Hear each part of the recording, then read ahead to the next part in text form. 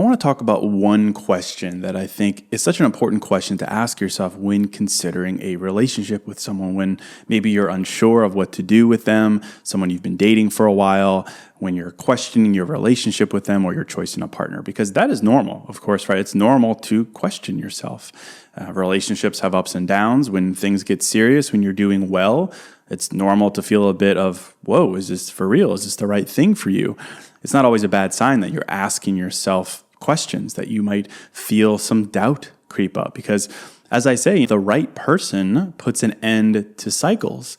And in the past, if you've always struggled with commitment or you've been hurt by other people and you protect yourself and you're holding on to doubt and insecurity, the right person puts an end to that. And with them, you'll find clarity and comfort that you've never felt before. It's unfamiliar, and it'll put an end to those cycles that you're used to. But you need to ask yourself the right questions to find that clarity. So here's one question to ask yourself if you're feeling unsure about a partner. And it's a very practical question that I've heard, but it has big, big implications. And the question is, if someone were to tell you that you are a lot like your partner, would you see that as a compliment?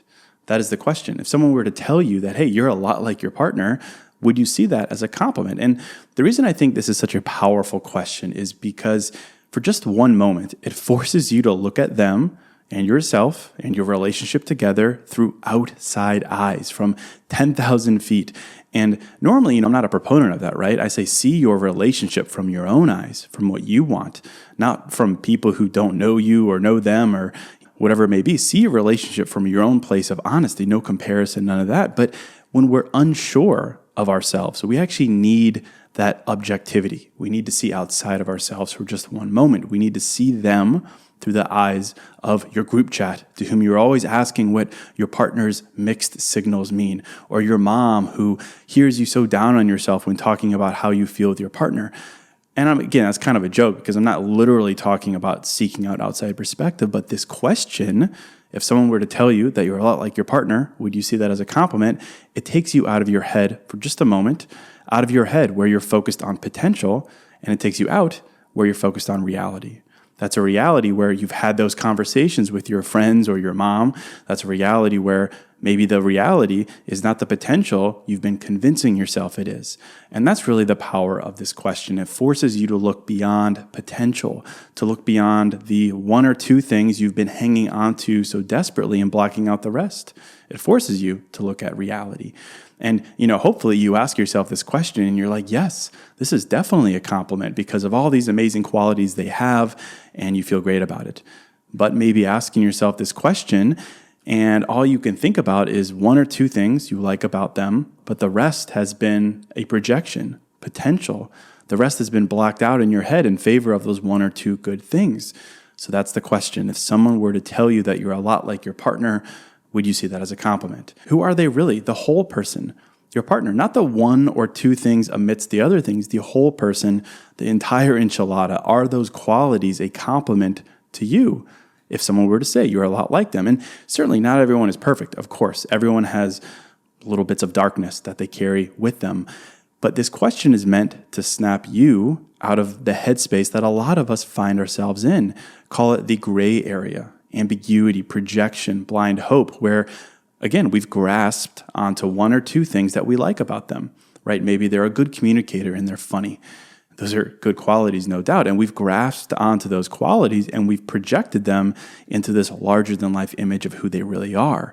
We use those one or two good things to project a fantasy version of them into the future, but the larger picture tells a different story.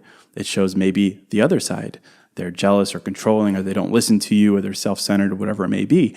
This is the definition of potential versus reality. And so if someone were to say, you're just like them, how does that make you feel? How does it make you feel? They're a good communicator. Okay, yeah, that's a compliment to me. I'm a good communicator. They're funny. Okay, yeah, I'd say I'm funny. That'd be a compliment to me. They're controlling. No. They don't listen. No. They're self-centered. No. Right? You get it. The question forces you to get real and look beyond those one or two qualities. Because at the end of the day, your partner is a reflection of you, and you, of course, are a reflection of them. And we need to find a way amidst all of the things that cloud our vision, like fear of starting over, our own insecurities, that, these things that we try to quiet by highlighting only the good things about them.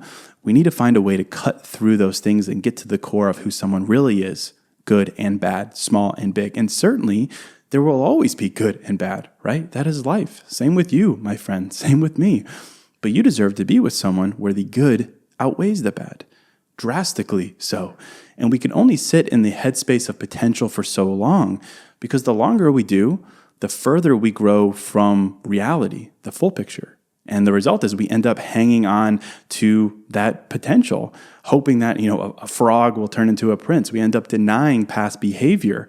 We end up denying the facts because we're hanging on to potential. So we deny that, right? We tend to do this as humans. We deny reality in the place of one or two highlight reels. Call that headspace, rose-colored glasses. There's that quote from the series BoJackman that says, it's funny when you look at someone through rose-colored glasses, all of the red flags just look like flags. And that's what happens when we're in potential mode. But this question gives you your eyes back. It takes those glasses off and you can see red flags, green flags, the whole thing. And I hope this doesn't encourage breakups or savage thinking or anything like that. That's not the intention. The intention here is to help you examine yourself and your true thoughts and to figure out what is real, not what is fake, not what is being ignored. But in the instance where you take those glasses off and you see more red flags than green flags, more of the reality than you thought was there, I hope you realize why. Or it's not because you're a bad person. You're human and you do the very human thing of looking at your relationship as something you'd like it to be, of course. That's normal, of course, right? You want to see the best in other people. You practice empathy. You see past the bad and highlight the good. But to be fully in a relationship that you deserve, you have to see the full picture and you have to make a decision from there, not potential. And this is a step that I think a lot of us skip. We attach ourselves to a couple of good things and we beat on that drum instead of seeing the full picture. So again, if someone were to tell you that you're a lot like your partner, would you see that as a compliment? Would those things be compliments to you if someone were to say you're a lot like them? That's up to you to decide, of course, but hopefully in the process, you move into reality and not just potential. And you realize that you deserve to be with someone who exists as they are today with a mix of good and bad qualities, but the good outweighs the bad. Not someone you have to mold into that person, not someone who you have to turn a blind eye to large parts of who they are in favor of small parts. And you could probably approach this question from the other side too. What compliment would you want to receive? Would your partner be worthy of receiving the same compliment? And again, it's okay, of course, to be with someone who's the opposite of you, who's different, who balances you out. If their role is to be aloof and you're more of a planner, that's fine, right? We're not using this exercise as an insult. I'm talking about qualities that reflect character, things like listening and understanding and loyalty, the boring ones, but the ones that make all of the difference. Your partner is a reflection of you, not only as someone who you're going to spend possibly the rest of your life with, but also that you're co-signing their qualities and their behavior as ones that you think are good, that you think their behavior is a reflection of you and you're okay with that. So look at their qualities, look at their behavior. It's the only way to know. It's the only way to get real and to get honest, to take off those rose-colored glasses and look at their entire person, not just the glowing, highlighted parts. If someone were to tell you that you're a lot like your partner, would you see that as a compliment?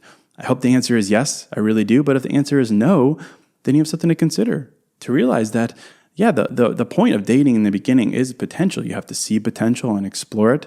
But if we only look at potential, then we totally disregard reality and the red flags that might be present. What separates potential from reality is effort, your effort and their effort. Does their effort actually exist? Both with your rose-colored glasses on and off. Make a list of what you want in a partner. Adjectives like, I want someone who is kind and honest and motivated and understanding. Now ask yourself, what verbs do they do that support them being kind and honest and motivated? Turn those adjectives into verbs and audit. It's the only way to break through projection and into reality. What are the verbs they do? Do they listen? Do they show up? Are they motivated? Do they share how they feel? Do they own up when they're wrong? What verbs align with the adjectives that you say you want in a partner? And I hope you find a nice long list for each moment where you can say they genuinely are verbing, right? But the flip side though, no verbs, it might be an indication that you've been locked into potential. You should also do this exercise for yourself. Make a list of adjectives for the way you should be when you're with someone. That's you being supportive and present and honest and selfless. And then do the same audit. What verbs are you actually doing that support that you're that way, not just projecting a day when you will be? I hope you'll find verbs there as well. But if you don't find that coming easily, perhaps that's a sign that you're not there as much as you're projecting yourself to be. We, of course, play a large role into buying into our own potential. Find verbs or find lack of verbs, and I think you'll find the clarity you need. And it starts with this question. If someone were to say they're just like you, would that be a compliment to you?